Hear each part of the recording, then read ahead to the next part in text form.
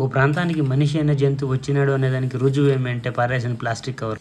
భూమి మీద ఆహారం దొరకకుండా ఉండే ప్లేస్ ఉంటుందేమో కానీ ప్లాస్టిక్ దొరకకుండా ఉండే ప్లేస్ మాత్రం ఉండదు అబ్బా. ఈ టూరిస్ట్ ప్లేస్లు ఏడైనా తిరిగినప్పుడు గుళ్ళు గోపురాలు పండగలు పబ్బాలకు ఎతకపోయిందంతా ఆడ పారేసి నాశనం చేసి పారేస్తూ ఉన్నాం.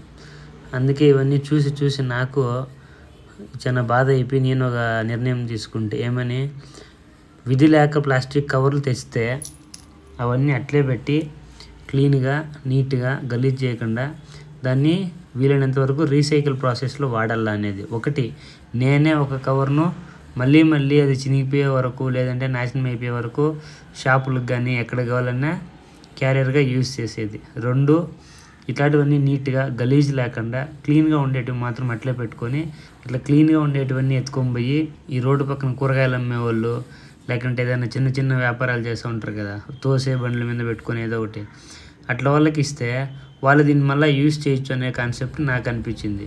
నేను దానికి తగినట్లే చాలాసార్లు చేసిన, కానీ ఒకసారన్నా ఈ వీడియో పెడితే కనీసం ఒకరిద్దరికైనా ఆలోచన రావచ్చు కదా అనేది నా ఒపీనియన్. ఇప్పటికే చాలా నాశనం చేయనామబ్బా, కనీసం ఆలోచనతో ఇంకొకరైనా ఆ పని చేయొచ్చు అనేది నా ఆలోచన. అందుకే ఈ వీడియో పెట్టిన. మనిషి అన్న ఇంకా మారతాడు కదా అని చిన్న ఆశ, నాయకట్లా ఎవడో ఒకడు ఉంటాడని చిన్న ఆశ.